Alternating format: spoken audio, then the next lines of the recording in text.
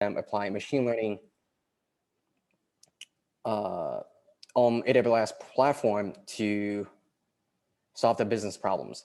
So she received a PhD degree in computer science from Career University in 2013 and has been in the AI/machine learning field for about 15 years. Prior to AWS, she worked as a machine learning researcher at NIH and a deep learning developer at HHMI.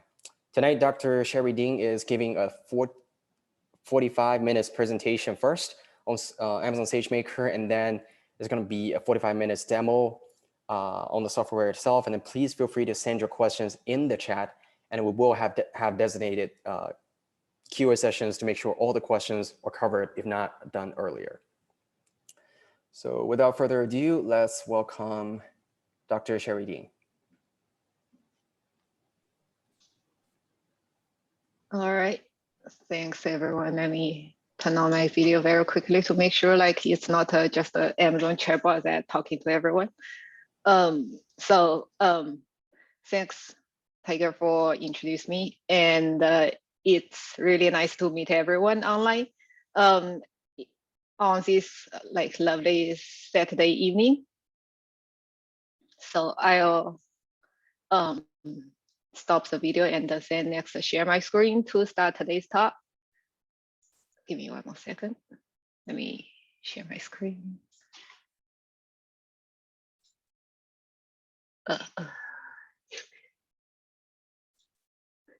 Okay, just wanna double check that everyone can see my screen. Yep. Okay, great. Put into in the slideshow mode. And so today we are going to talk about Amazon SageMaker, which is a machine learning, AWS machine learning cloud computing service designed for every data scientist and the developer. So for today's agenda, first I'll do like about 45 minutes presentation, basically introducing AWS machine learning stack, 3-tier stack, and the Amazon SageMaker. Then I'll dive a little bit deeper into SageMaker model building, training, and the deployment to tell you how to actually build, train, and deploy a machine learning model on AWS. Then next, if we have enough time, like within that 45 minutes, I'll do a quick overview of some other highlighted SageMaker features. And the next, I'll spend like about 45 minutes to do 1 or 2 SageMaker demo, depends on the time. And then the last part, I will leave about 15 minutes to do QA. But also please feel free to interrupt me during the presentation process or the demo process to ask your questions. All right, so the reach of machine learning, it's really expanding. So the machine learning, it went from being just an aspirational technology to mainstream really fast. And nowadays you can hear that machine learning is almost one of the most popular and hottest word in every field. So for a long time, the technology itself was just limited to a few major tech companies, as well as among those academic researchers. But these things began to change when cloud computing entered the mainstream. So our mission at AWS is to put machine learning in the hands of every developer, no matter what skill level you are at or what field you are from. We hope that we can simplify the machine learning process. We want to make it easy for all developers to easily build those intelligent applications. Thus, we built this AWS machine learning 3-tier stack, which is the broadest and the most complete set of machine learning capabilities, which covers these all machine learning capabilities. As you can see from this slide, that it's exactly in a 3-tier fashion. The bottom tier is it's pretty much like a support tier. It includes machine learning frameworks like TensorFlow, PyTorch, MXNet, as well as some like deep learning Amazon machine images, as well as deep learning containers that we build for machine learning. And in this tier, we also include the hardware like CPUs, GPUs for model building, training, and deployment. The top tier is AI services. And for this tier, to use this tier service, you don't require any machine learning knowledge. What you need to do is either click in the console or just do simple API calls. So all models running on the hood of these AI services are either fully trained or at least pre-trained. So these AI services, they cover like different machine learning fields, including like computer vision, speech, text, chatbot, as well as some target like industry field, like social industrial and the healthcare field. The middle tier is Amazon SageMaker, so which provides every developer and data scientist with the ability to build, train, and deploy machine learning models at scale. So in this talk, we are going to mainly focus on Amazon SageMaker. But if you have like any questions related to either AI services or the fundamentals, please feel free to ask or put that in the chat, and we can cover that as well. So what's Amazon SageMaker? So Amazon SageMaker is the most complete end-to-end service for machine learning. It is a manager service, which means that you do not need to worry about the infrastructure, and this infrastructure are designed for very ultra low latency and high throughput. And it integrates, it has an integrated workbench, which covers all all tools target different stages of the machine learning lifecycle. So all these are integrated into SageMaker Studio, which is an integrated developed environment. And as I mentioned just now, that we have a lot of purpose-built tools to help you speed your machine learning process from data preparation to model training, tuning, as well as the final model development and management. When I put all those SageMaker features into like a figure or into a table style, and you can see that we have different target view features covering from data preparation to model building, training, hyperparameter tuning, as well as the final stage of model deployment and afterwards model management. And all these are integrated in SageMaker Studio. So for this, I'm not going to like go through each features, talk those, read those out. Instead, I just pause here for around like 15 seconds for you to read this over for all these features. And today we're gonna talk about, first we're gonna talk about building and bring your own algorithms to build a model. And we'll talk about manager training as well as automatic model tuning and distributed tuning. And then I'll talk about manager deployment. If we have enough time, we'll touch base about ground truth, state wrangler, and autopilot. So I pause here for a little bit time for you to read this over.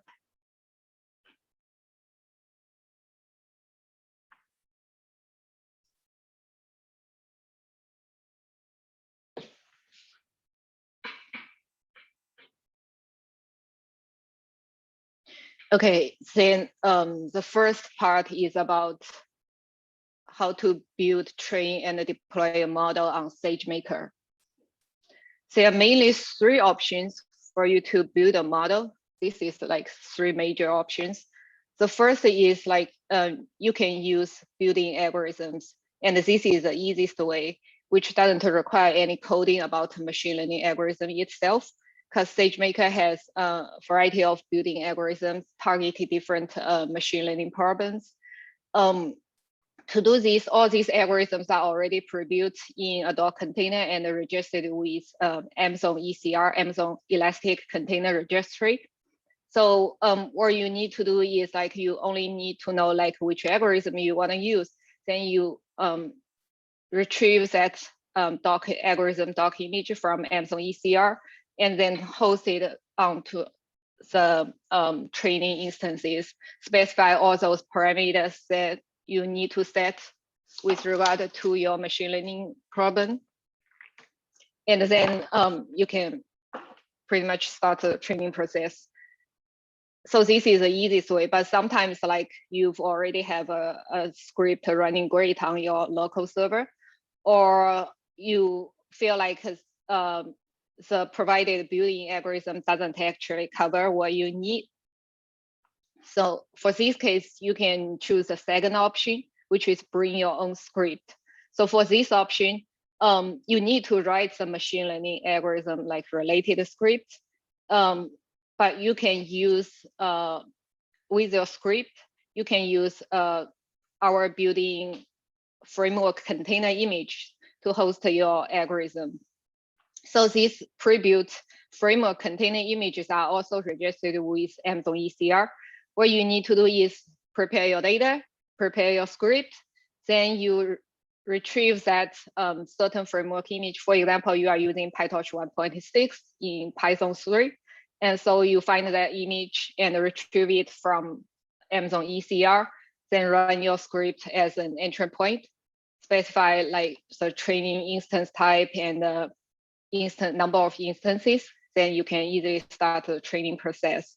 And as I showed here, like we have different framework containers targeting different machine learning frameworks, including those deep learning ones like TensorFlow, MXNet, PyTorch, as well as containers for scikit-learn, open source XGBoost, and so on. And another thing about this is like for those container images, maybe it doesn't contain like exactly a package that you, a Python package that you need. But for that, for all those packages that can be installed by pip install, you can easily just include it in a requirement.txt file. And those packages gonna be installed automatically when the deep learning containers installed on those training instances. But sometimes you feel like, okay, I have a like personal developed package that's not able to be installed by pip install, or like my code is not just a Python, it's a mixture of R and Python, or just it's C++. For this type of use case, you can choose a third option to build a model, which is bring your own container. So this is the hardest way, I'd say, among these three to build a model on SageMaker. And to use this, you need to prepare your data, prepare your script, and build your container, including your training script. You have to know like how to build a Docker container. Then you push that Docker container to Amazon ECR to get it registered. Then when in the training process, you're gonna retrieve your registered Docker container out and host it on those training instances. But all these three processes, it's actually like fully managed. It allows for distributed training, and it can scale automatically for computing requirements. And another like, another side options like you can go to AWS Marketplace for machine learning to find those already built solutions and models. For those, it's just a one-click deployment, fairly easy. Another one is like option is Amazon SageMaker Autopilot, which I'll talk about it like later on. It's a auto ML feature in SageMaker. So for this, you do not need to know like anything about machine learning. You only need to prepare a tabular data set and submit it to Autopilot, then kick off the auto ML process. So first, let's talk about the first option, building algorithms. So Amazon SageMaker has a variety of building algorithms targeting different machine learning use cases. And for each use case, we have like usually we have more than one building algorithms for you to choose. Like for example, for computer vision, it covers image classification, object detection, and the semantic segmentation. And for each of these categories, it has more than one deep learning neural network for you to choose.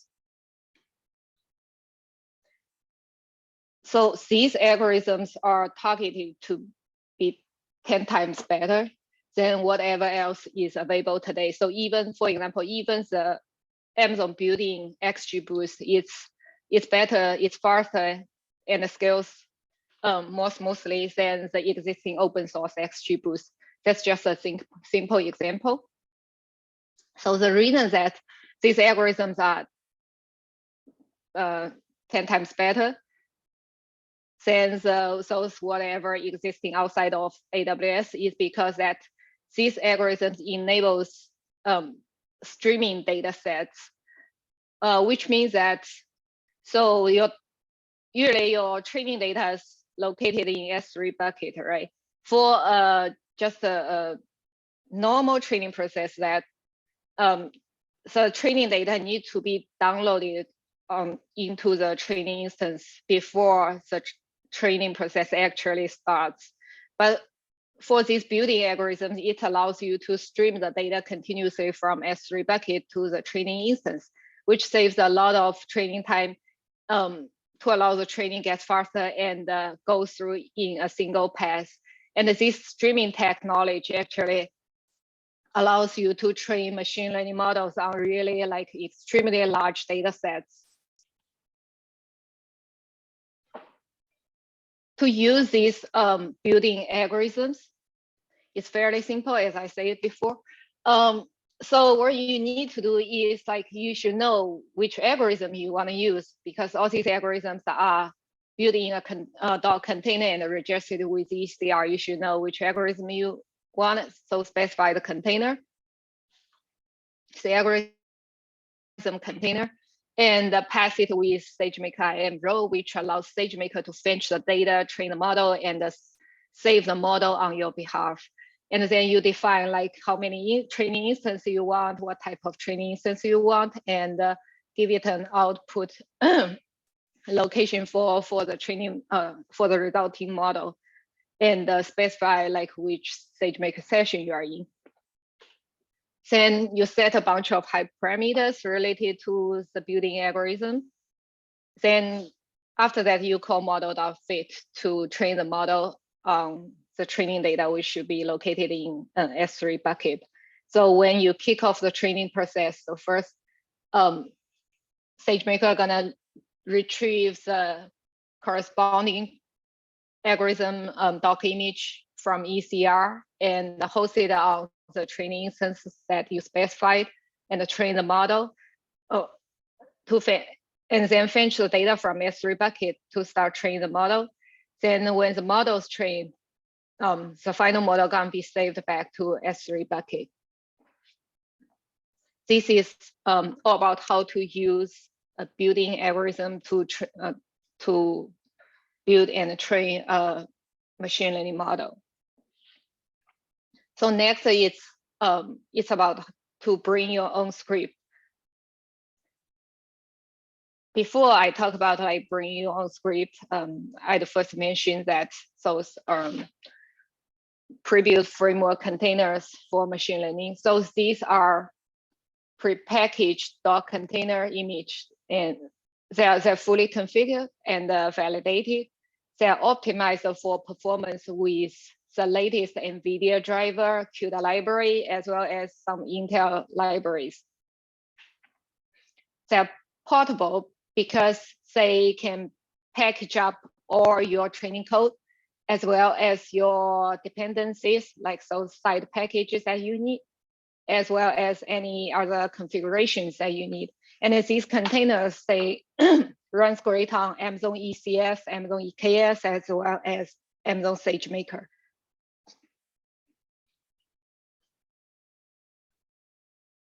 So to bring your own script, first of course, you need to develop a machine learning script, right? No matter if it's in like a scikit-learn script or TensorFlow or PyTorch or MXNet, you need to write that script, which is a bunch of code files.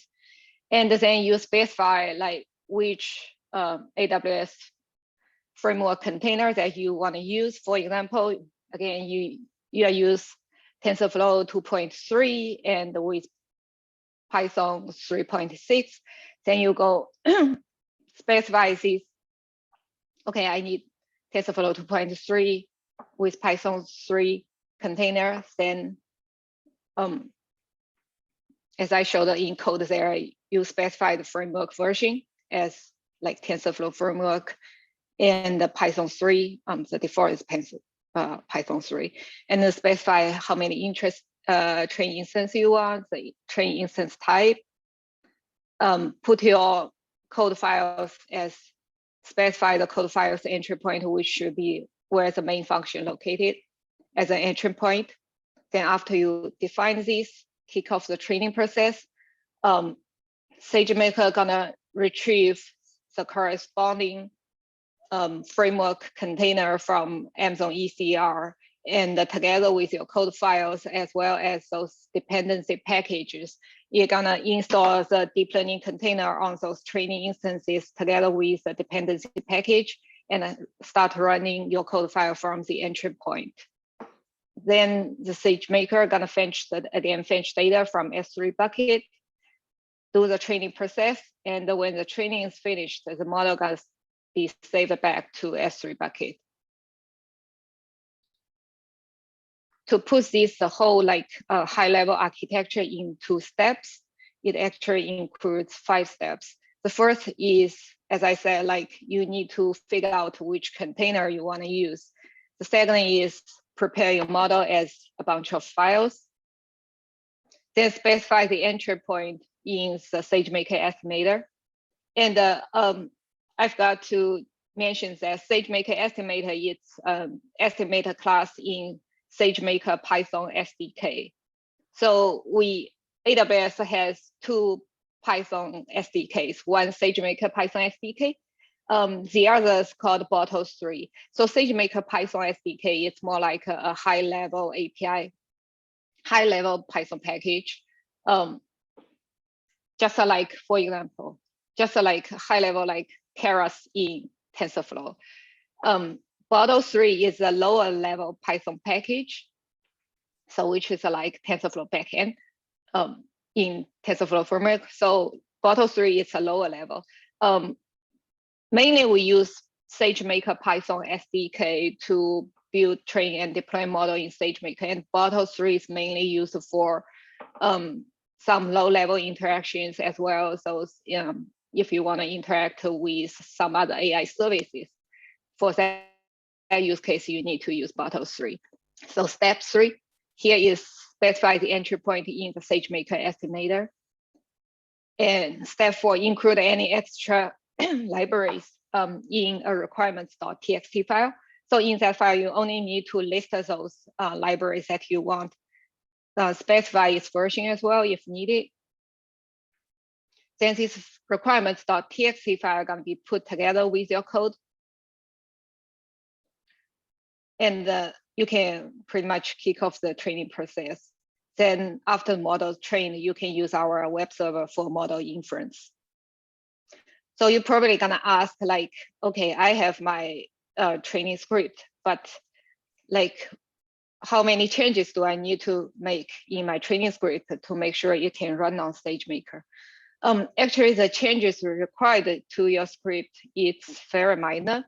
So you only need to add some SageMaker environment variables as arguments in your training script. So as we can see, those top ones are pretty much like general arguments that you need to add related to neural network training, right? And the next part in this red rectangle is about those SageMaker environment that you need to add as argument. For example, you need to specify SageMaker model dir to tell it like, okay, which S3 bucket the model need to be saved when the training is finished. And the train is like SM channel training. It's it's a training data channel specified. You need to input S3 bucket location to feed the training data. And test it's the channel for the testing data. And if you enable the distributed training, you also need to add like SM host and SM current host. So current host means SageMaker's current doc image, and SM host are all available hosts. For these SageMaker environments, you can refer to our SageMaker Python SDK webpage to read those over.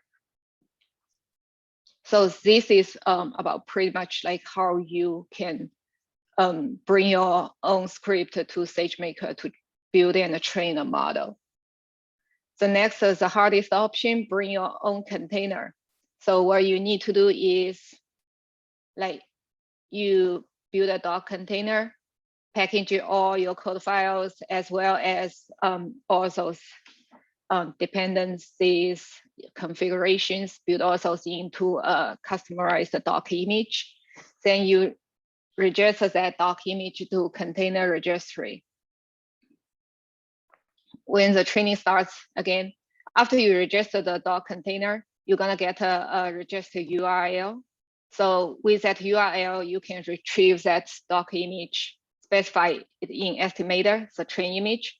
Then SageMaker can retrieve that Docker image out and host it on those training instances as you specified. And when the training process kicked off, again, it's gonna fetch the data from S3 bucket, start the training process, and when the training is done, the models again save it back to S3 bucket. So when I put all this high-level architecture into steps, it also includes a couple of steps. First is like you can write your model however you want. You can mix like Python and R. It can include your own developed packages. Then in your doc file, you should to point to your like training script, like entry point in your doc file, tell it like which file it should start from. And then after you build your Docker file, register the doc image on ECRs. Then after you register your doc image, you're gonna get a registered URL, which is exactly the point to your container's address in Amazon ECR. And again, the fifth step is pretty much like a tip. So because your container image up to the fourth step, probably your container image only includes the training image.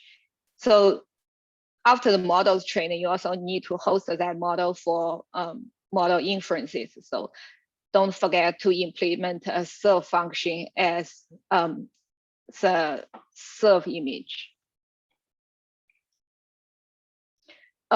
For this talk, I'm not going to go deep about how to build a Docker container, how to push it to Amazon ECR, or these steps.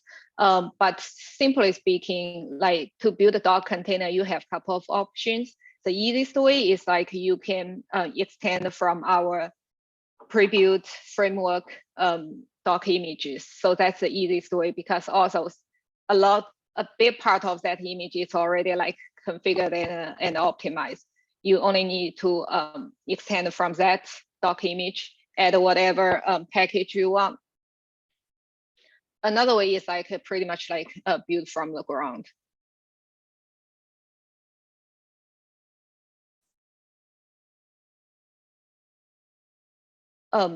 So for all those machine learning algorithms, even it's a simple decision tree or random forest, there are a bunch of hyperparameters that you need to tune, right? Without SageMaker, you probably like have to tune those hyperparameters manually. But SageMaker can automatically tune these hyperparameters by adjusting thousands of different combinations of algorithm hyperparameters to achieve the most accurate predictions.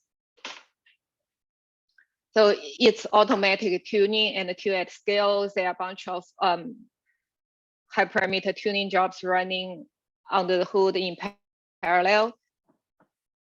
And to do this, it's fairly easy.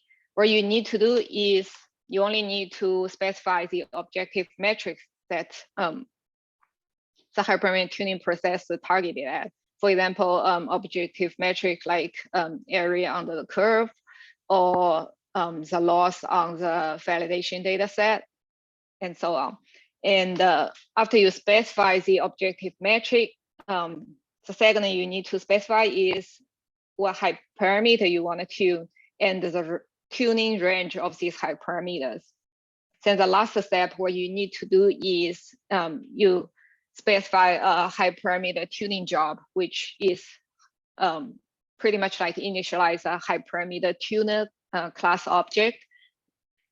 And that hyperparameter tuner, that class, you also can look at it in Amazon SageMaker Python SDK, that documentation website. And the hyperparameter tuning works for building algorithms, as well as bring your own script and bring your own container mode. So for our deep learning, for those deep learning doc image, preview deep learning doc images like TensorFlow and PyTorch and MXNet, we've already integrated with like TensorFlow's or PyTorch's distributed training. So for example, TensorFlow's deep learning container image has TensorFlow's parameter server for you to enable the distributed training. For Python Docker images, it has Python DLP for you to enable distributed training, PyTorch on PyTorch framework. But Amazon SageMaker also has its own distributed training library, which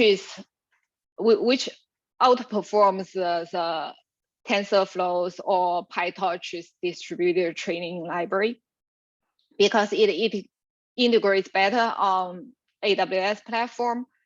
It is totally optimized for running on AWS, and it can largely reduce your training time. So it supports those popular deep learning frameworks like TensorFlow, PyTorch, MXNet, and it does automatic model partition if you choose like model parallel.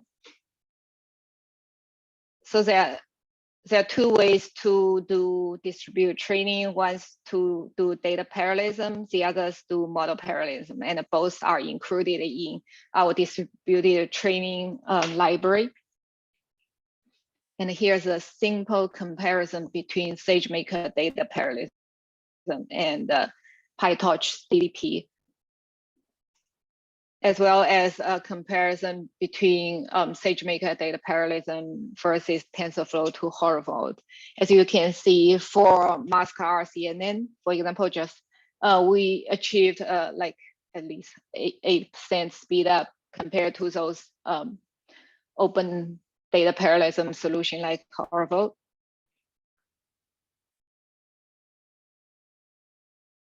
So after the model's trained, like no matter which option you use to build a model, whether or not you use distributed training.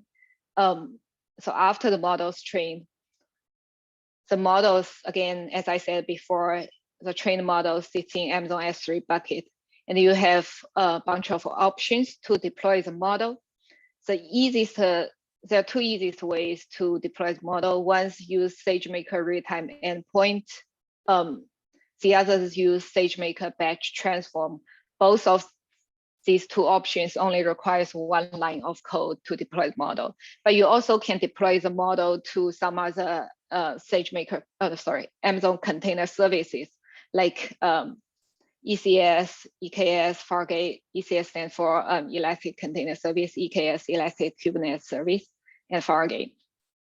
Or you can just grab a model from S3 bucket and deploy anywhere you like. For real-time endpoint and batch transform, the main difference is like real-time for real-time endpoint, it actually creates a long-running microservice, which means that you deploy that model onto a inference instance which runs for 724 until you delete that endpoint. So to use real-time endpoint, the latency is really low, and it's very good for like those for continuously sending over like small batches of data. Then real-time endpoint is the perfect use for this use case. And you also can access the real-time endpoint from an external application. Like you have a web application, you can continuously send over the data via an API gateway to the real-time endpoint. And for batch transform, it's good for to inference on a big bunch of data. So for this, it's not like there's a inference instance running there forever for 724. It's like when you need to do inference on that a big bunch of data, SageMaker gonna deploy an inference instance and do all those inferences for that big bunch of data. Then afterwards, after that process is finished, those inference instances are gonna be released. So you pay only for what you use. And it has pretty good throughput. You can send really big data over. But the latency is, it's a bit slower than a real-time endpoint. So it's very good for those periodic arrival of big chunks of data. Then you set up the batch transform when you need. After that, the instance can be released. So there are a couple of key platform capabilities about using real-time endpoint. First, it's auto-scalable, which means that, for example, you just at first you only set up one inference instance as real-time endpoint, and you can set up the auto-scaling group. For example, say, hey, when the CPU utilization of that inference instance reaches up to 70%, then I want to launch another inference instance. So then there's an auto balancer just work behind the real-time endpoint that can distribute the data to these scaled up inference instances. And when your data load goes down, then those inference instances can scale down to the original settings. And you can run different model versions on a real-time endpoint, which enables you to do A/B testing. For example, 70% of data are gonna send to my model version 1 and 30% of data are gonna send to my model version 2. Then I can do a model comparison to see if actually the second version of my model outperforms the first version. And you can host multiple models on just one endpoint, which can save you a lot of money. And for real-time endpoint, you can also set up a model monitor to continuously monitor that endpoint, like for 724, and see it's gonna alert you if it detects any data drift, which means that your inference data is actually not exactly have the same distribution as your training data, which may require another incremental training or retrain the model totally. For this type of issues, it's gonna continuously monitor it and send you alarm about the inference performance. And for both real-time endpoint and batch transform, you can set up inference pipelines, which including any pre-processing of the data, model inference, and the post-processing of those inference results. All right, I think till now, I just like very briefly introduced how to build, train, and deploy model on SageMaker. And next, I'm gonna touch some of those SageMaker other highly demanded features. So the first one is SageMaker ground truth. Like I have a lot of customer requests about this, and this is targeted for data labeling. As we know that machine learning requires a lot of data, right? And we need to label those data accurately to get an accurate machine learning model. And this process is very time consuming. But SageMaker ground truth allows you to easily label your training data for machine learning at scale. It is a fully managed service, which means that you only need to simply sign into AWS console and within a few clicks to set up a labeling job pipeline or use SageMaker SDK or use AWS SDK to launch with those simple API calls.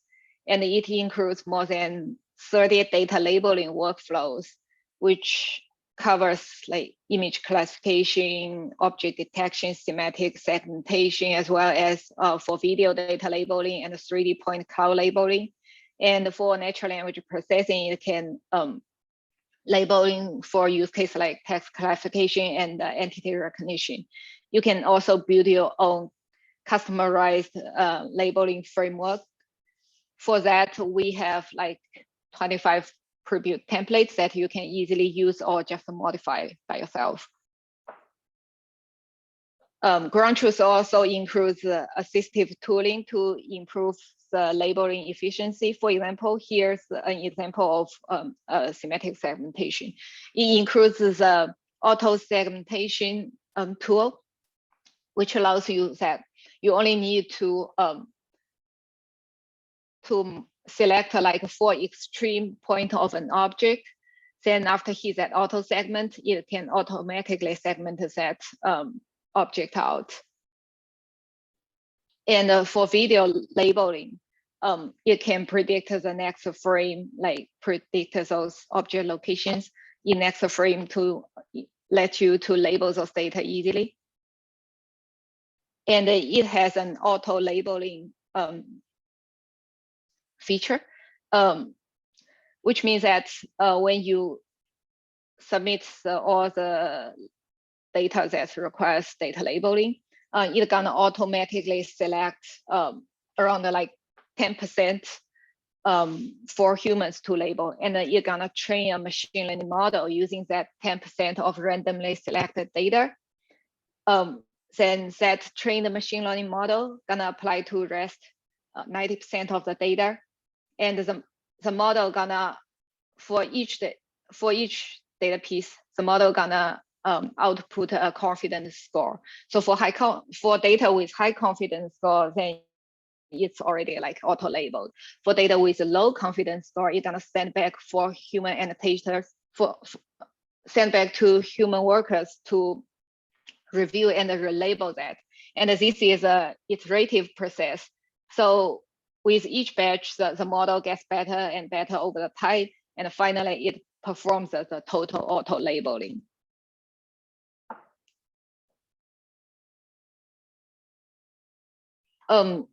Also for a data labeling job, you probably send one data piece to multiple workers to label the data, right?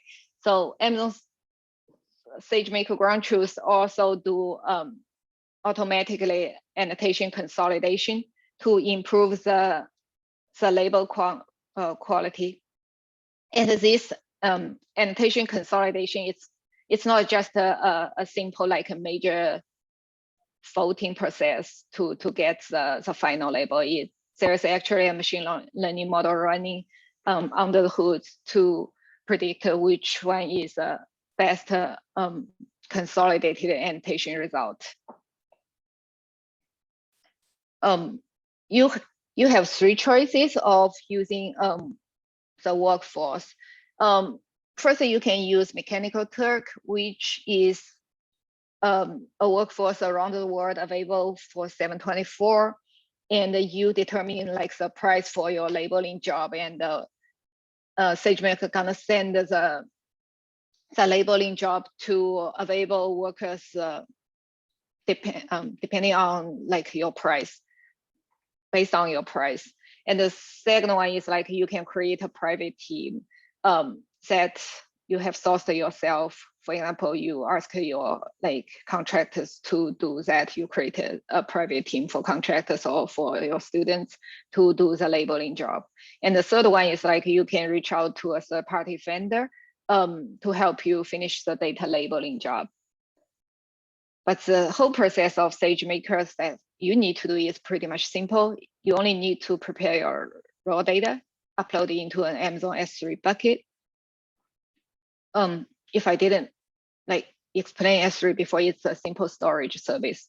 Basically, you put no matter if it's data, if it's image or files, you put it in S3 bucket for storage, and all those files put in, we call it objects.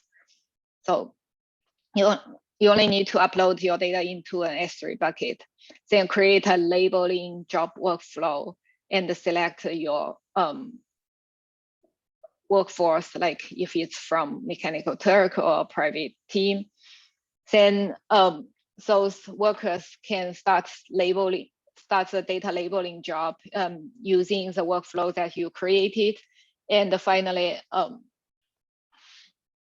finish the labeling job, and all those label data are sitting in S3 bucket again.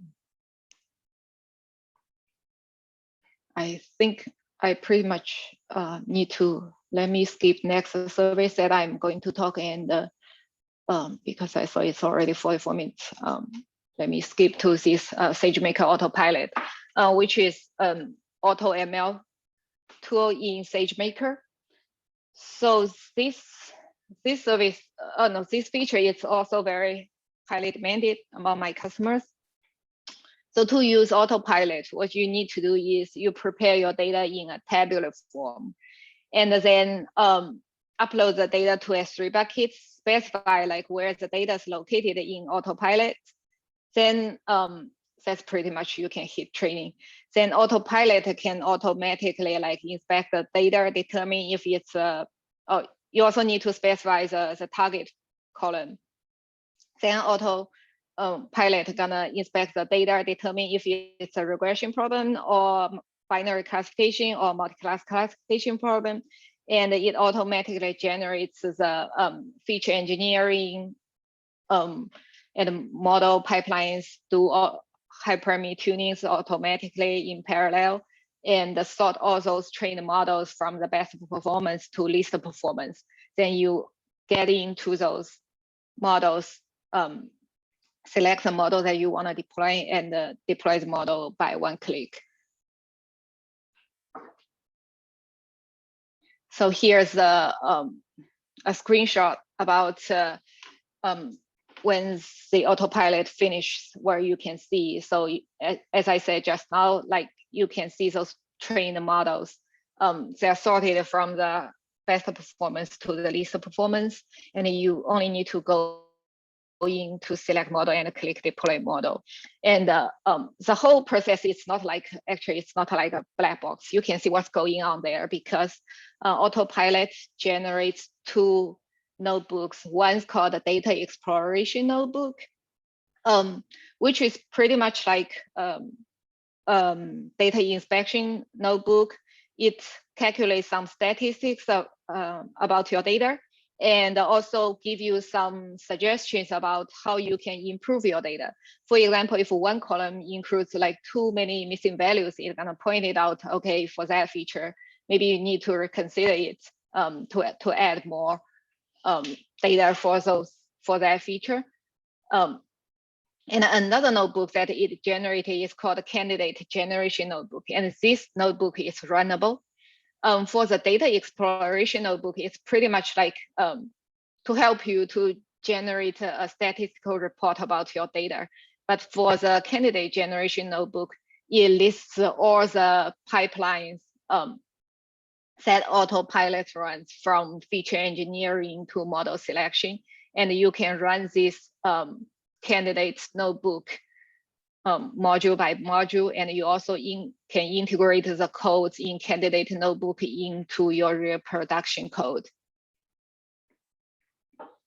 Okay, I think that's pretty much about the the features that I want to touch. I just skipped the data wrangler feature because I've already reached the time limit. Wait. So next it's I'm gonna do a demo session.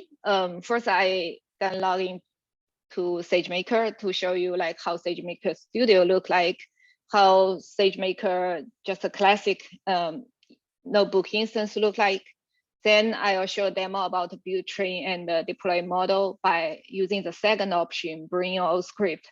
Because I think for researchers, this is the way that people use the most.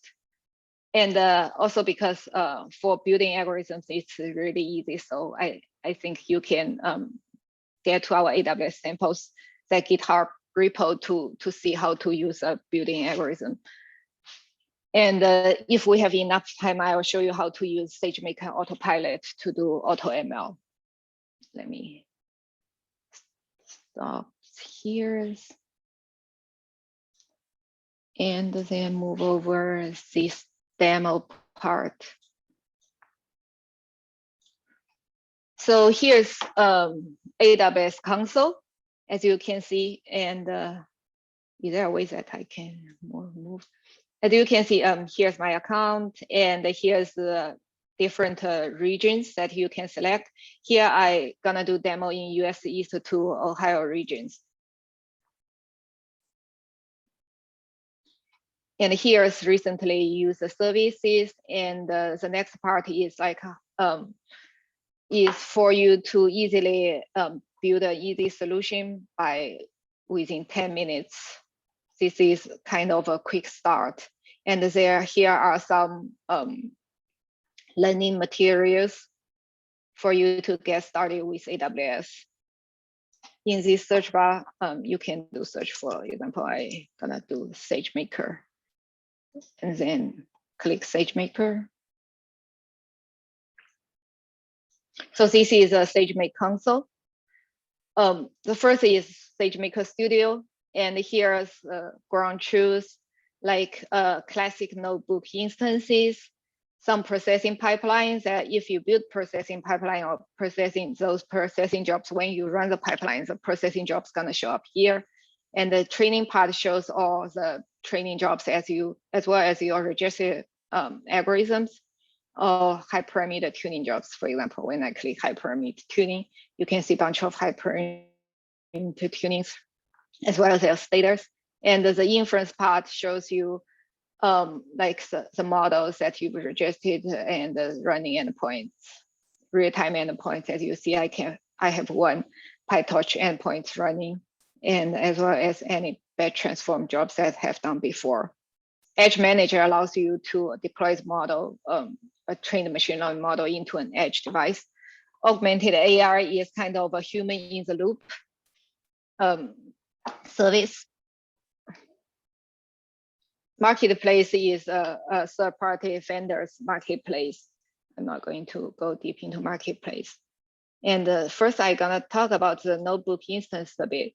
So this is a classic SageMaker notebook instances. As you can see, you spin it up and select what type of notebook instance you want, how many EBS volumes you want to attach to that notebook instance. And to change this, for example, you spin up this notebook instance type and you want to change it to another instance. The thing you need to do with this classic notebook instance is that you need to stop them. Then you can change the notebook instance type or add more EBS volumes. But in SageMaker Studio, you do not need to actually stop the notebook instance. You can change it in like real time, anytime you want. And I mentioned notebook instance here because when you get into the notebook instance, you can open it in either Jupyter way or Jupyter Lab way. You can see all those SageMaker examples under the SageMaker examples. I need to give it a little bit of time to refresh to get it out. It loads this algorithm, and to use them as well as in Jupyter Lab, you can see those building algorithms. Not building algorithm, it's SageMaker examples. Give me 1 second. So for this, for example, for training, like how to do distributed training in data parallelism or in either PyTorch or TensorFlow, you can find a sample notebook here. What you need to do is like you only need to click use and click create a copy. Then it's gonna create a local copy in your notebook instance. You can do an easy preview, which is a read-only mode. This is things that SageMaker Studio doesn't have. So if you want to find any SageMaker sample notebooks, go to create a notebook classic notebook instance to find this. And in Jupyter Lab, these SageMaker example notebooks are under this little brain icon. You can find all these examples. That when you click it, it first will create a read-only version, then you can click create a copy to create the local copy. And you can go ahead, just run these notebooks to learn SageMaker or simply modify these notebooks for your use cases. We have a lot of use cases included here. Then I'm gonna get into SageMaker Studio to show you how SageMaker Studio look like. So I'm not going to do the studio creation process here because the first time you create and set up a studio, it takes around 20 minutes to set the whole thing up. And after you set up, you can add multiple users in this SageMaker Studio control panel. As you see, I set up a user for myself. After click open studio.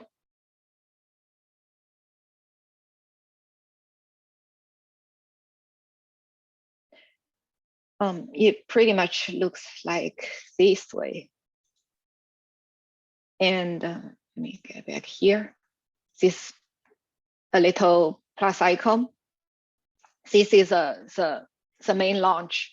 So from here, you can exploit those already built one-click solutions as jumpstart, or you can start an autopilot, auto ML process, or run some open source models, and you can create a notebook on the different pre-built images like general data science or MXNet, PyTorch, or TensorFlow, Spark, or you can launch system terminal, which is exactly launched just now here. And also create like text file or markdown file. And here you can see two terminals. One's image terminal, one's called system terminal. So image terminal actually launch a terminal inside the SageMaker image that you choose here. But the system terminal is pretty much like launch a terminal outside of that image.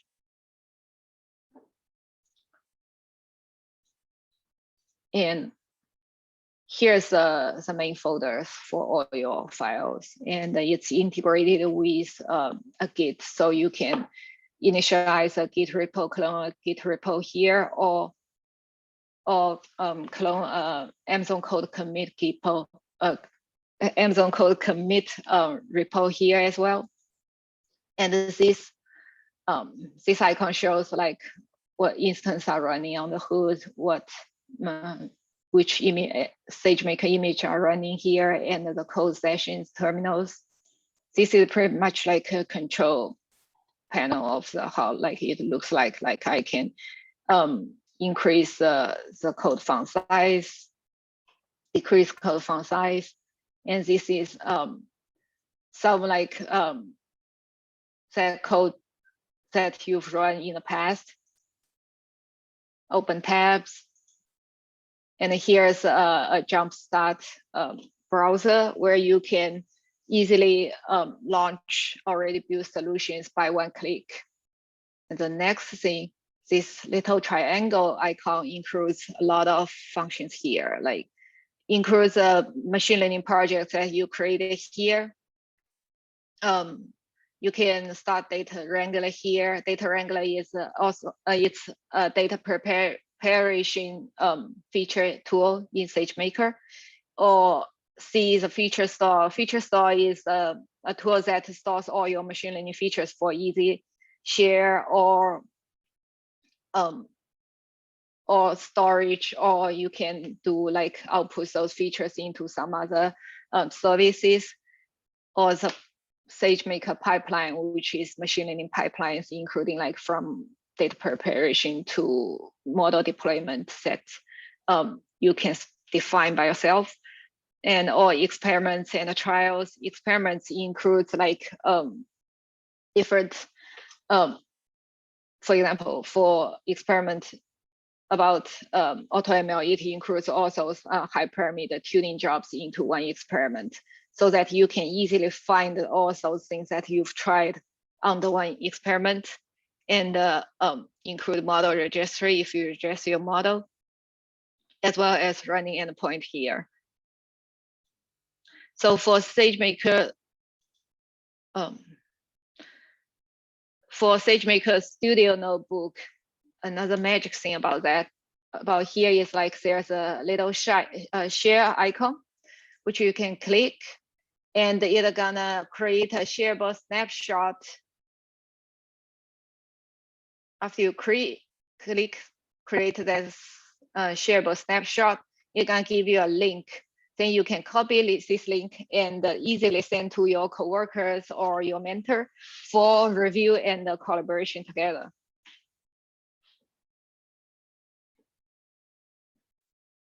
And as I mentioned here, as I mentioned before, for this, it's about the kernel images. So to use SageMaker Studio Notebook, you do not need to actually shut off the Studio Notebook before you change all these running kernels. So these kernels are pretty much pre-built and optimized for different frameworks and use cases, like data science includes general like scikit-learn packages, pandas, those things. MXNet is MX framework, PyTorch framework, some Jumpstart solutions, and the TensorFlow frameworks. And you also can easily change the running instance for this Jupyter Notebook without shut down the Jupyter Notebook. You can change from like a general purpose instance to GPUs, or to a large general purpose, or to some computer optimized notebook instances. And what I'm going to show the demo here, the first one is about how to bring your own script to train, or to build, train, and deploy a model. And it's under the SageMaker samples.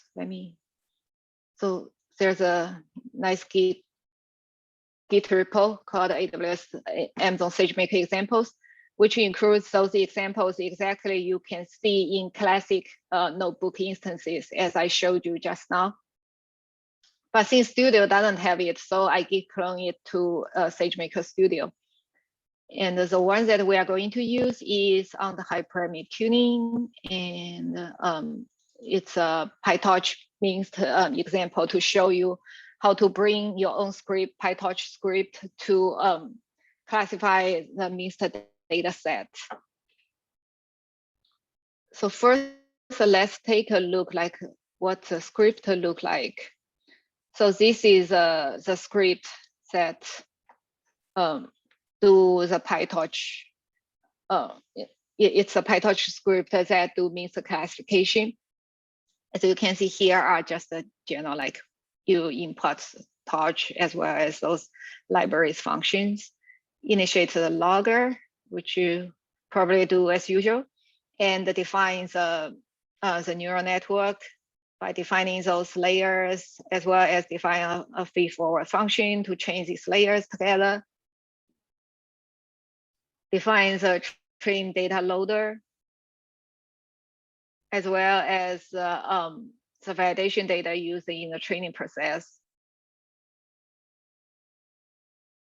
here are pretty much same as you usually do to write a PyTorch script. And the average gradients, it's useful for distributed training that you need to average the gradients from using or reduce for the data parallelism. And then here's the main training function. So at first it's like to determine if it's distributed training. If it's distributed training, then gonna start up those initiates a process group to get his back end, like tell it how to start the distributed training. And here's about if you're using CPU, GPU, give it as well as some debug functions in the logger. Then here starts the real training process. Here's this part, it's about the for distributed trainings definition. And here starts the real training process. It's all pretty much same as you usually write a PyTorch script, like give it output, calculate the loss, then do loss dot backward to do automatically calculate backwards to update all those weights. And then here to put a log infer to record the loss for each training epoch. And this log.info actually records these log files into Amazon CloudWatch. So CloudWatch is an Amazon monitoring service which captures all those log files of currently running services and programs, as well as records some events, alarms from those currently running services. So for log info actually records the log file into CloudWatch. And here's a function for the test process, like after it trained, it tested on this validation data with at the end of this test function, it calls logger to record the loss on those test sets. And we're gonna use these parts for later on hyperparameter tuning. Model FN is used to load a trained model because after the model trained, we still need a function to load the model and then deploy it. So this is for model loading purpose. And after the model is trained, here the save model saves the model to model dir this argument. Next, it's the main function. Here are general arguments that you need to input for training a PyTorch model or a deep learning model actually. Like you need to specify the batch size, how many epochs you want to try, the learning rate, momentum. And these parts exactly is the part that I showed just now in my presentation that you need to add to your script. Like you need to specify SM host for distributed training as well as current host. SM host shows like listed all available hosts for the distributed training, and the current host is the current container image. Model dir, SM model dir specifies the locations that the model need to be output to after the training finished.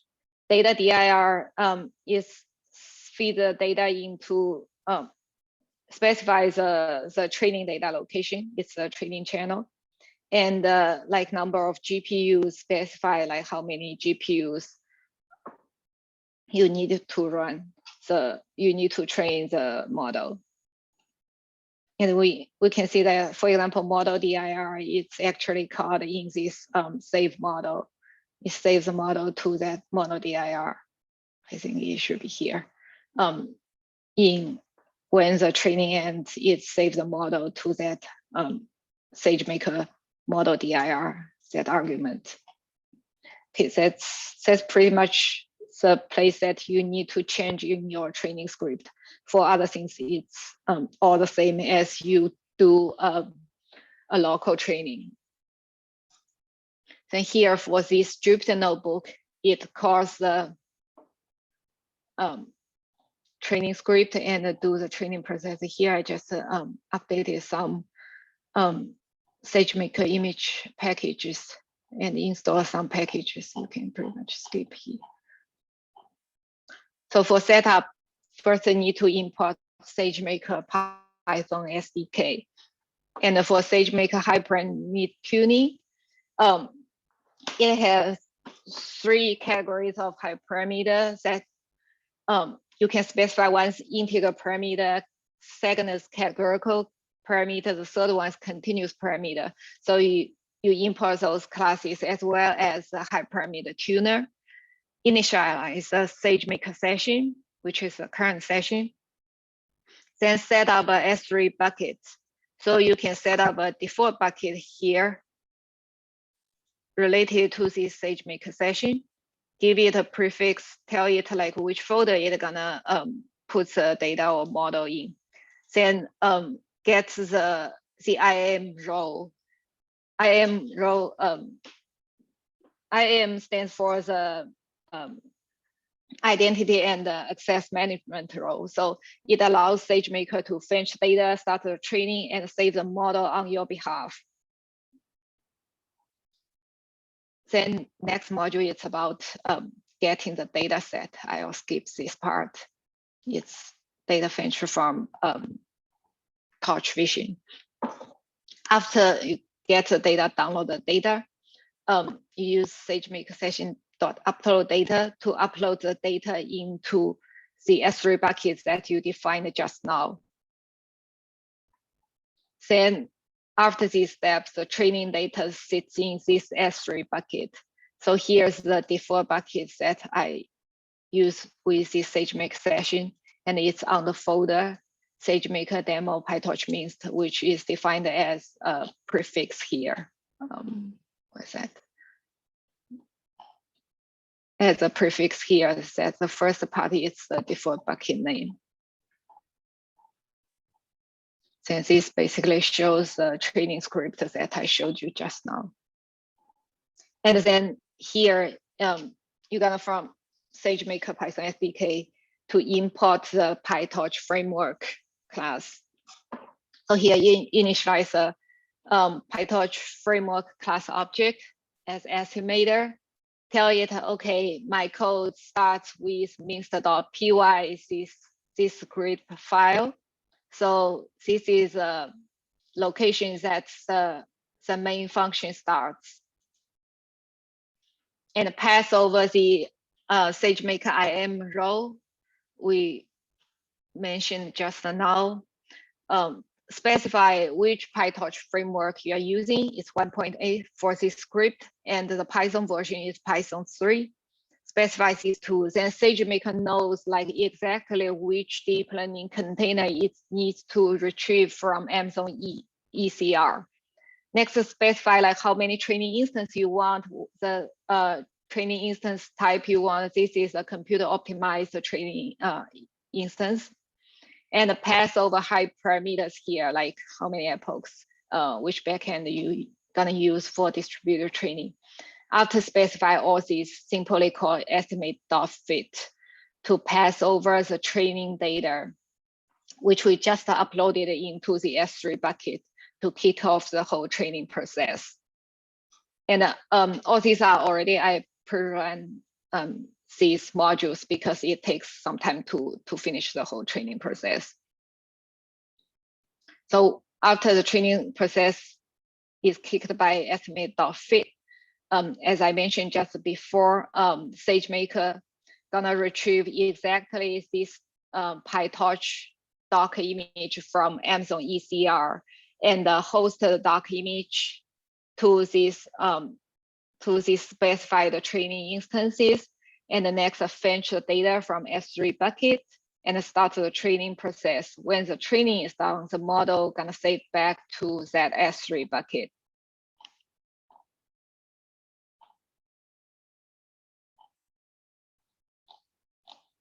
Then next, like for now, it's just we kicked off the training job without any hyperparameter tuning, right?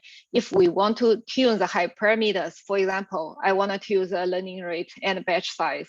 So learning rate is a continuous parameter. I want to tune it from 0.001 to 0.1.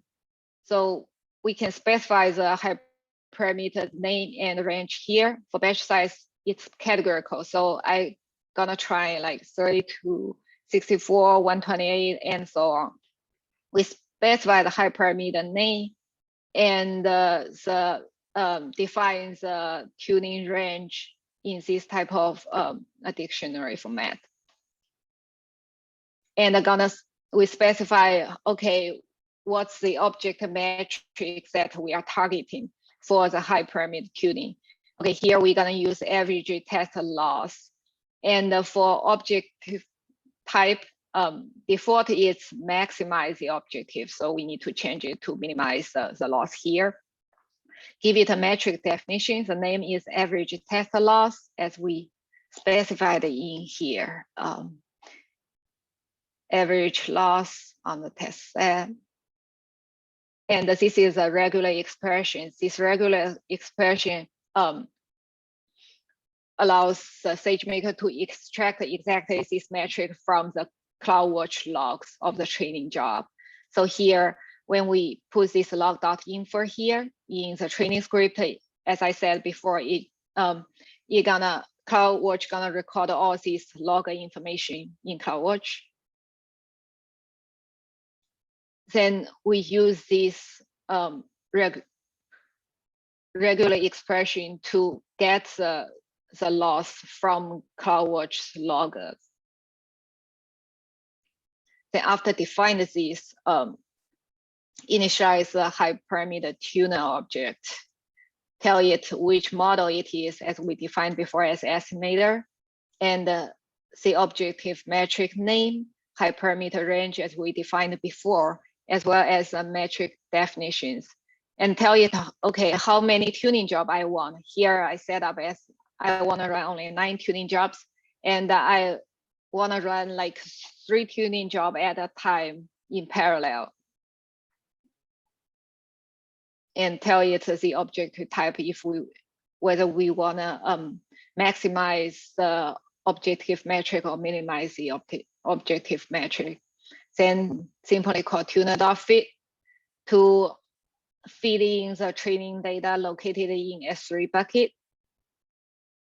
Then you pretty much like kick off the hyperparameter tuning job, and those tuning jobs gonna run like each time 3 tuning jobs gonna run in parallel, and there are 3 runs because we set up the max job as 9.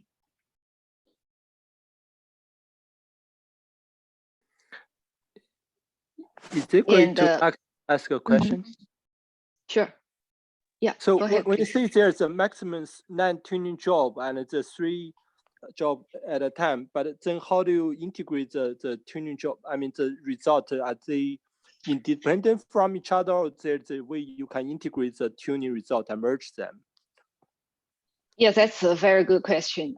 So actually we have 2 strategies running under the hood. I didn't mention in my presentation because, but usually for SageMaker immersion days, I explain those. So one is called Bayesian optimizer. So after all these like 3 tuning jobs finish, then you're gonna integrate into that Bayesian optimizer, and the Bayesian optimizer use Bayes criteria to look into those previous tuning jobs and predict the next possible to integrate the result and predict the next possible hyperparameter pairs, and start the next 3 parallel tuning job, and the next 3 parallel tuning job after you finish, it gonna goes to that Bayesian optimizer to look those results and predict the next pair. That's the integration part of the hyperparameter tuning. So another ways of how do you know that after 9 iterations there will be like a converge? So you're not sure how many iterations you have to run in order to make sure the results work, converge to the optimum solution, right? Okay, so for that, you can use another SageMaker feature, which I didn't introduce, but it's super important and super useful. It's called SageMaker Debugger. So for that, for SageMaker Debugger, it actually adds a hood to your training process, and it can continuously pull over all those tensors during the training process. Like you can define like, okay, I'll target at the loss to see if it actually converges. You can define different rules in that debugger. Then when it converges, then the tuning job or the training job itself can automatically stop. Or if there's anything goes wrong, for example, your all tensors goes to 0, this type of thing happens during the training process, no matter if it's in training or training with hyperparameter tuning. SageMaker Debugger gonna, after you set up the rules in SageMaker Debugger, it's gonna automatically stop the training process. So you are saying that actually if although you set up nine job, but if actually the optimal result reached before the 9 job finish, you could stop. Is that sounds right? So when I set up maximum 9 tuning jobs, so for this code, it runs exactly 9 tuning job. It reaches the max jobs, then it stops. But if you use SageMaker Debugger, then if there's anything goes wrong or already converged before reaches a max tuning job, then it's gonna stop. But for here, it runs exactly 9 tuning jobs. Okay, thanks. Yeah. So after the tuning job finish, actually the tuner automatically records the best model as well as all other models. But when you deploy the model, when you call the tuner.deploy, it automatically deploys the best model with best optimized hyperparameters. So to deploy the model into a real-time endpoint, as I mentioned before, it's really easy. You only call that tuner.deploy for hyperparameter tuning jobs. If without hyperparameter tuning, you just call estimator.deploy to deploy the model to a real-time instance. You can specify how many instances you want. The instance type here is a general purpose instance, which is different from the training instances. And I have to mention that for all those, like for the training instances that we defined here, where is that? So this is a computer optimized instance, right? So when the training process is finished, this instance is gonna be released, like deleted automatically. So it's exactly you pay for what you use. But for real-time inference instance that we define here, it's gonna run 724. It always like running there until you delete that instances. Then you can start. One more question. Mm-hmm. I have one more question. Okay, so yeah, feel free to ask. Yeah, you right here it says extra large. So actually, I'm trying to ask, how big is the extra large? Because for example, we know there's a big model like GPT-3, right? Something like that. Mm-hmm. That's kind of fit in one Docker or by this extra large configuration? Let me search this for you, SageMaker. There's a how large is page. Yeah, there's a page specify all those instance type and the size. So here for like studio notebooks, for training, for real-time inference, you can see ML M5 X large. It has 4 virtual CPUs with 16 gigabyte memory. And this is inside the general purpose. How many GPU? Do you use GPU at all?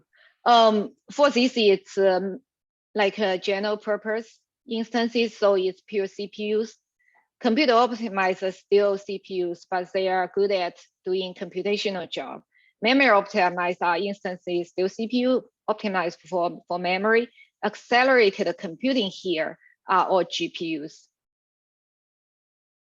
So we have different type of GPUs, from like large GPUs to smaller ones. And another thing that I didn't mention before, it's like there's another inference acceleration type inferences. This is like, these are actually like elastic inference. It's called elastic inference, and they are portion of GPUs. So which means that you do not need to pay for the whole GPU's money, but you can attach a portion of the GPU to your CPU inference instance to accelerate the inference process. This is like a very magic thing in SageMaker's real-time inference part. So here lists all this page lists all the CPU, GPUs that we have for training, for real-time inference or batch transform, as well as the studio notebooks that you can create.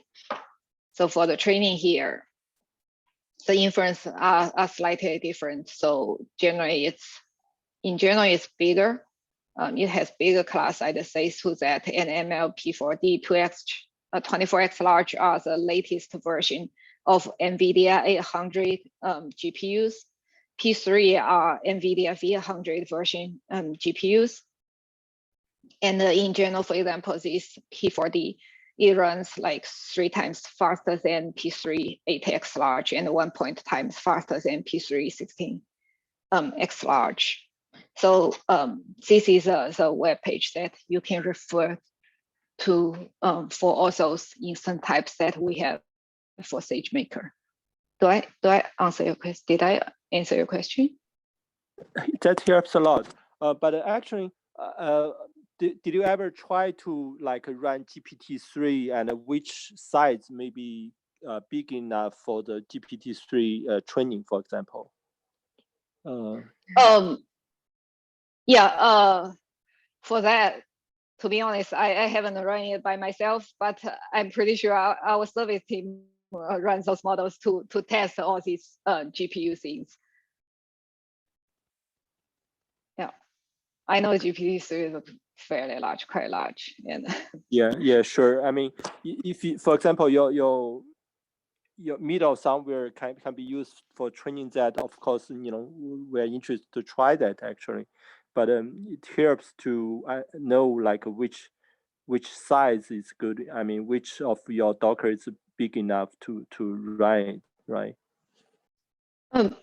It's not about the Docker image itself, right? It's about the training instance itself, right? And for GPT-3, that type of big model, I'd suggest you definitely use like model parallelism to make the model, to train the model in parallel, rather than just run the whole GPT-3 on one GPU instance, right?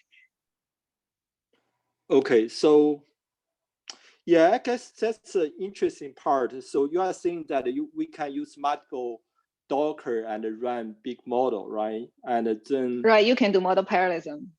Okay, and it automatically splits the model. You does not need to like split manually.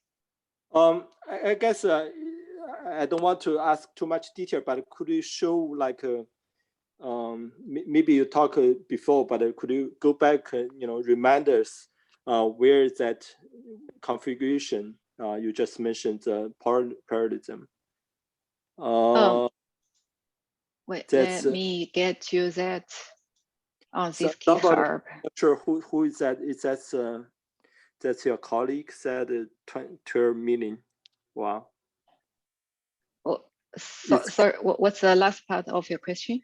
Oh no, I saw Carson in chat. Yeah, I'm not his colleague, Leo. So training a GPT-3, that's state-of-the-art language model. Those models cost millions of dollars. In this case, I reportedly $12 million. So I I don't think we can use these instances to try to train a model like that. That's really industry grade model.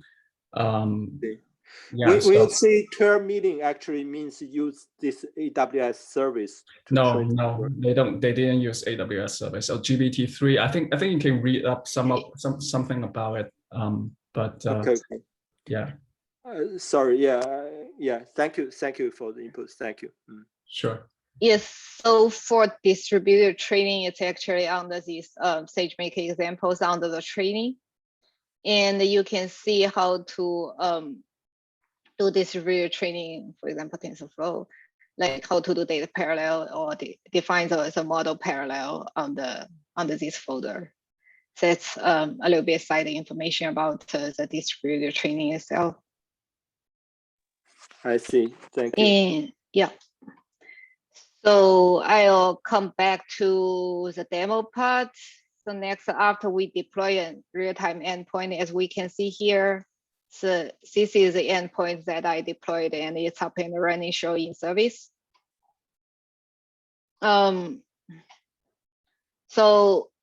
Here it's pretty much like you get the data and randomly select 16 images, prepare the data, and then you call predict to start the prediction process. You feed the data in here, and then you get the raw prediction result for all these 16 images. And then we're gonna look at the first image. So the result for first image, and then you threshold the prediction result here. And it seems that the most likely for that it's number 2. And another thing that I'd mention here, because all these real-time endpoints, they are running up and running 7/24, so you are continuously charged if you don't delete them when you do not use them anymore. So when you finish the inference, or there's no continuous data sending over anymore, do remember to delete the endpoint. So delete it, it's very easy, tune.delete endpoint, or like model.delete endpoint.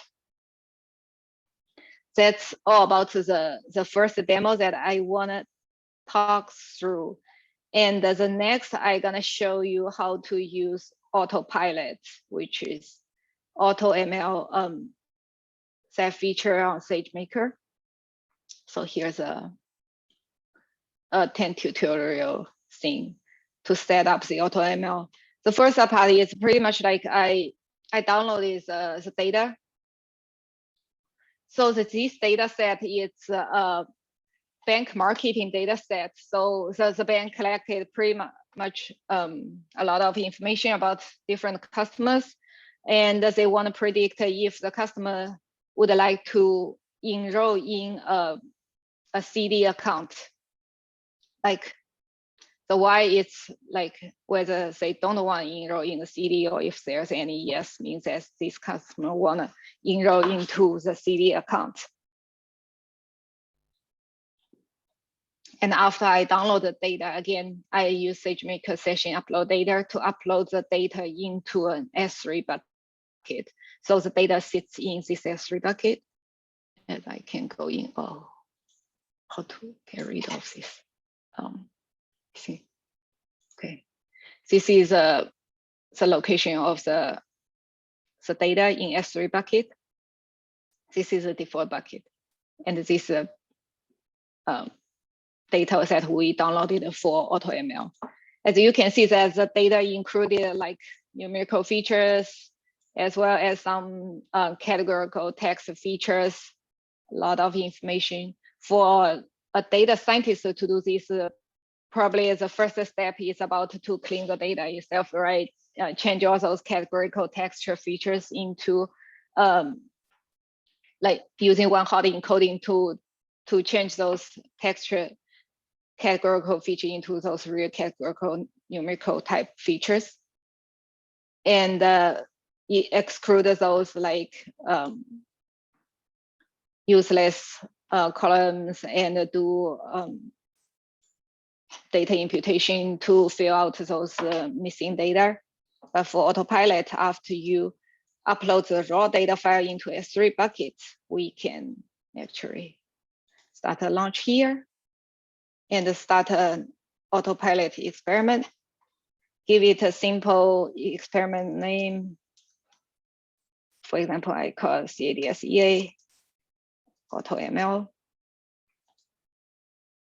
Then if it's included in a project, you can select the machine learning project here. If it's not, just ignore it. And for S3, you can directly enter S3 location that we output here just now.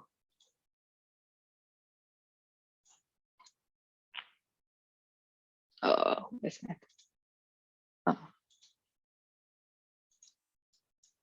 So here's that, or you can go directly, go find this S3 bucket. Is the S3 input manifest? No, it's not manifest. It's a raw CSV file. And specify the target volume. As I said, it's that Y. Critical Y. It's this, the target column volume, it's this Y. And the output data location, again, you can enter the S3 bucket location fairly quickly. Let's just, let's say output gonna put in this, what happened here? In this autopilot, in this folder. Okay, and here select a machine learning problem type. You can specify if it's binary classification, regression, or multi-class classification, or you can let SageMaker to autopilot to find it out by itself. So I just put auto here. And next, it asks if you want to run a complete experiment. Complete experiment means that it's gonna do feature engineering, model selection, as well as hyperparameter tuning to generate the final model, or you just want to run a pilot to create those two candidates notebooks, like data exploration notebook and the candidates model notebook. Let's run the whole session. Then after create the experiment, then the magic starts. So first it do some pre-processing on the data. Then it generates all those candidate pipelines, including feature engineering and the model and the candidate models. Then for each generated pipeline, it starts the feature engineering, model training, and the tuning process. The whole process gonna take around like 1.5 hours. But for like a general data scientist to do this job, it probably takes like, if not weeks, at least like a couple of days. So 1.5 hours is pretty fast. And I'm gonna pull over the results that I trained to use this data. So this is a final result that you can see. As I mentioned, the trained model already sorted from the highest to the lowest. And to deploy this model, you only need to click the model and click deploy model. Then it's gonna ask you like, you can deploy it to a real-time endpoint or do batch transform here. So I give it endpoint name. For example, I just call it CADSEA autopilot. Specify what instance you want to deploy and how many inference instance you need. And for inference response content, if you wanna send back to you the probability of the inference response, or you want actual labels.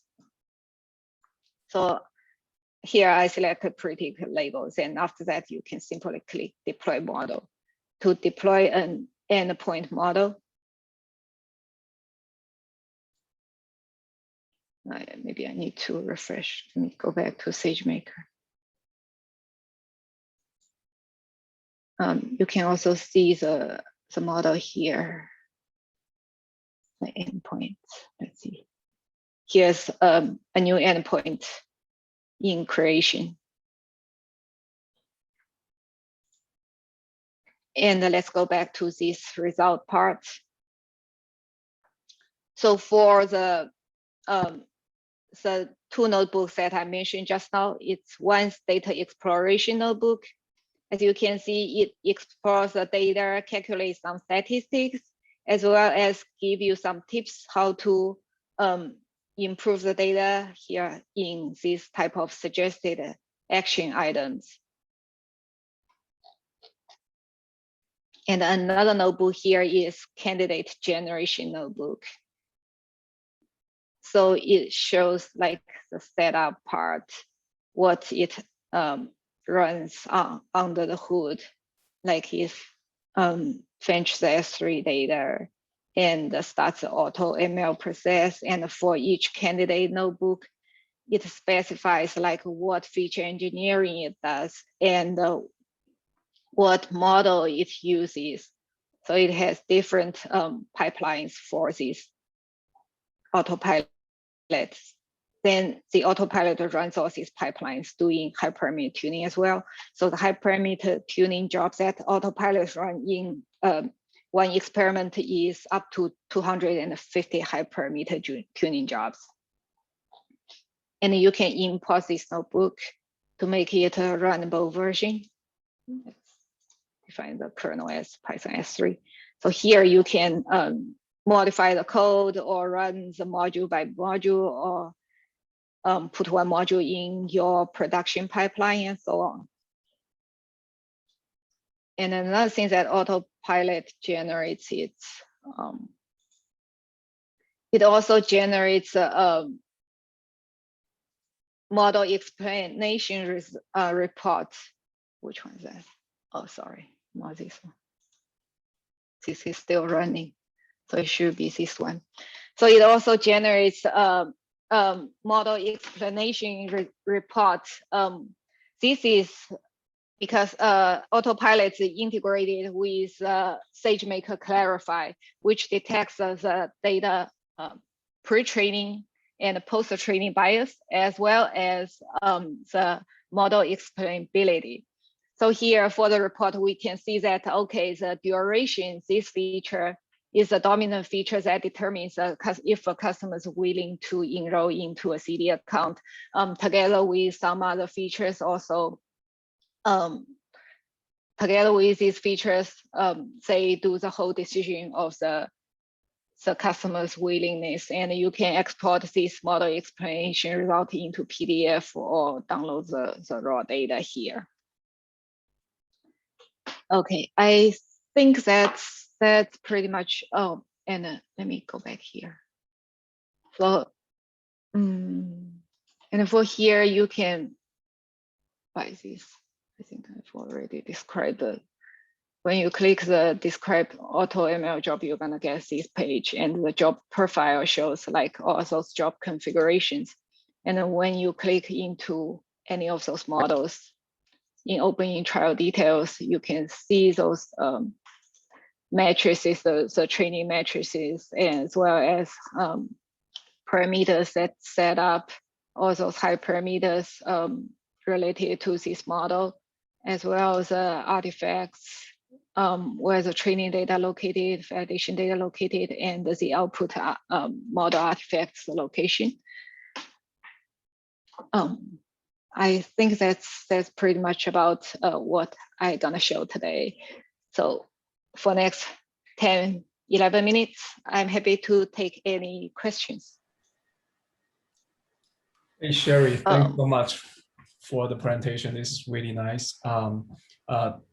My name is Carson, and I put one of the I put a couple of questions in the chat. Okay, let me stop share my screen, and then I can see the chat room. No worries. I can read those. So. Oh, okay. It's related. So first two questions related to the labelers. So maybe this is a question to the business people, but I'm kind of interested, kind of curious that in a scenario that a private firm, let's say they use SageMaker and they kind of crowdsource. I think you have like a couple of ways you can hire the labelers.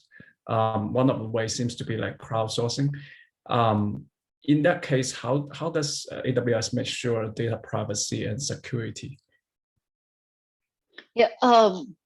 So to use the Mechanical Turk or the third-party vendor, the thing that you make sure is that the data shouldn't include any PII information.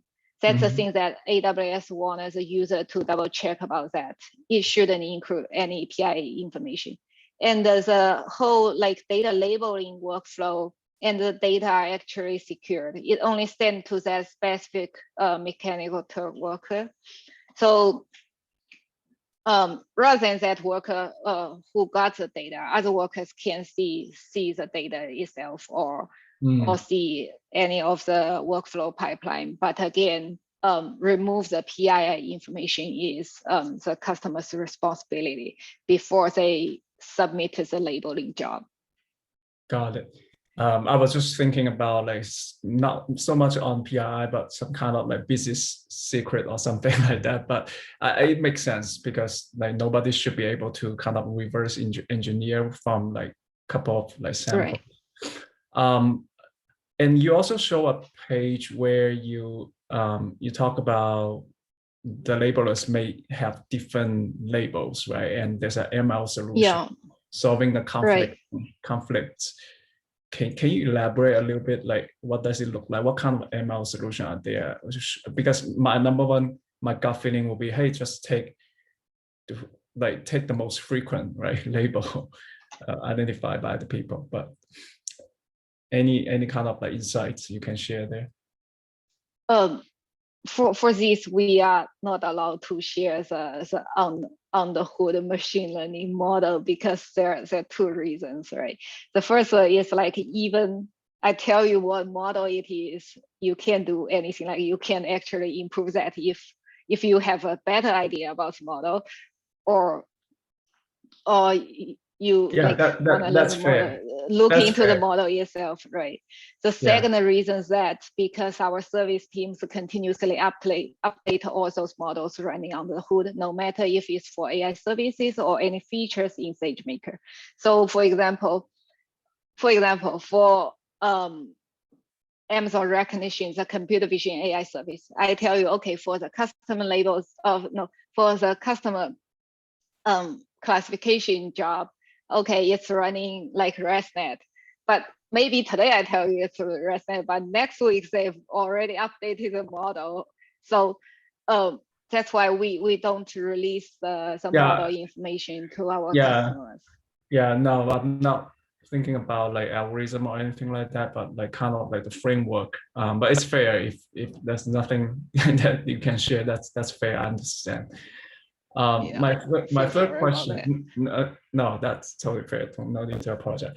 My third question would be like, is there any way that SageMaker can help create unit tests and integration tests?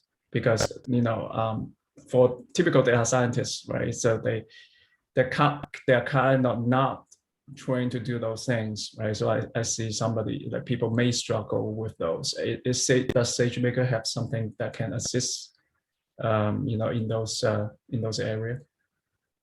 You mean the test pipeline, like?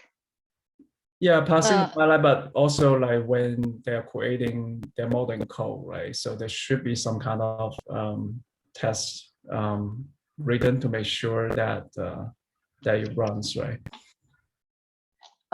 You mean the pipelines for like models already trained, or like in the training process?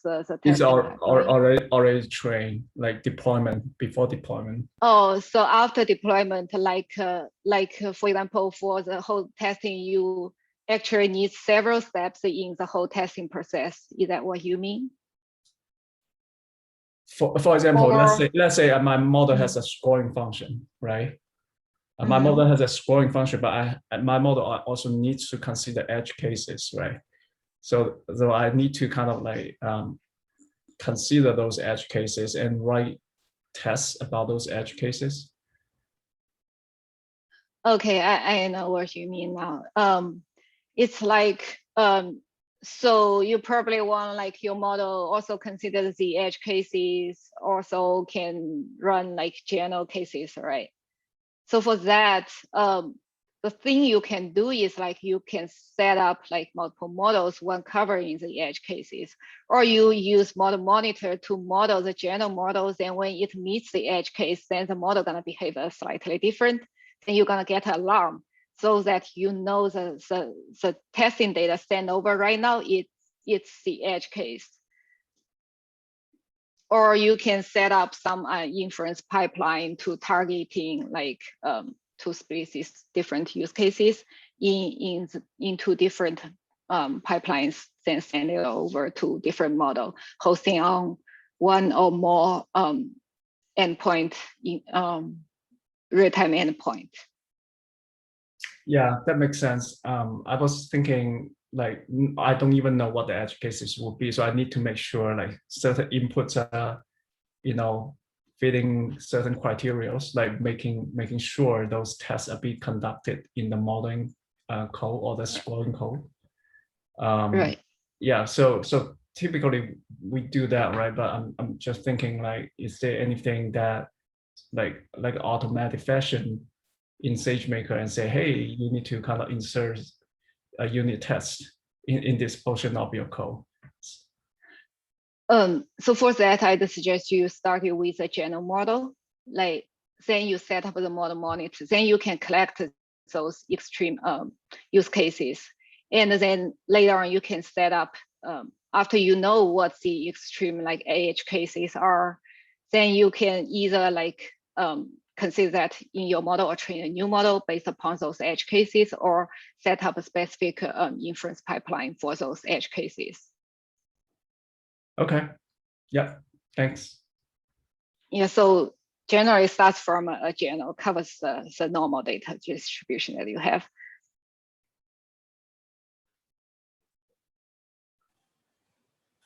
So, Okay, I think we also may have time for one more question. yeah.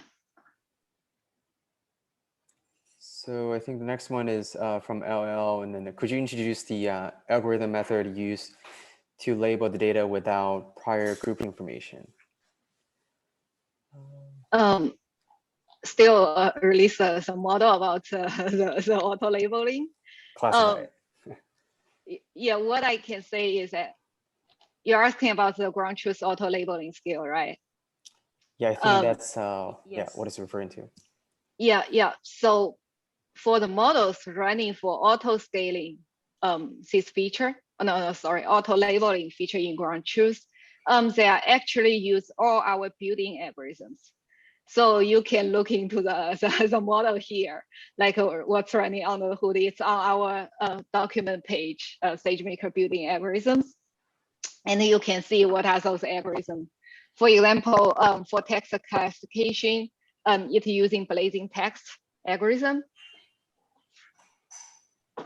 And it uses like object detection algorithm for the bounding boxes. So here's the auto labeling model information I actually released. It's all building algorithms. So once it's done, and then do you think the expert judgment should be get involved in to validate those labeling? So as I mentioned, so all those auto labeling jobs, the model gonna create a confidence score as the output, right? So for high confidence score, you set up threshold. So high confidence score gonna automatically go to the already labeled data for those auto labeling, and the low confidence score data gonna goes back to the human reviewer, to human workers to correct review the labeling result. And after those low confidence score data is reviewed or correct, then it's gonna feed into the model again. So the model gonna automatically like improve on those low confidence score data. So you always can set like the confidence score threshold to see like what data you want to review. If you want to review all data, that's fine too. or you only want to review data whose confidence score are less than 0.5. So that's like a iterative process for the auto labeling part. Okay, thank you. All right, I think we're running out of time, and I thank you again, Dr. Sherry Dean, and then for their wonderful presentation. And then once again, if everyone wants to stay in touch, please check out CADSEA.org. And then I believe there's one last minute announcement. I think Carson.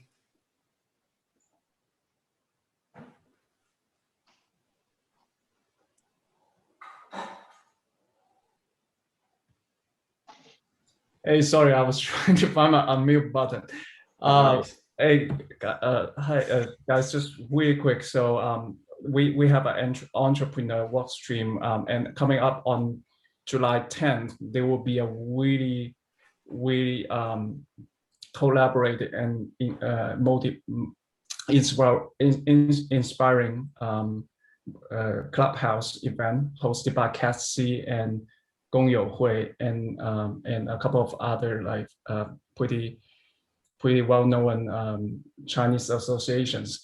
So in this clubhouse event, we're gonna talk about ML ops. So today, Sherry already touched part of the ML ops stuff. ML ops is really about model deployment and how to monitor model, making sure when after you create a model, how to make it actually work, how to actually deliver the values to the users.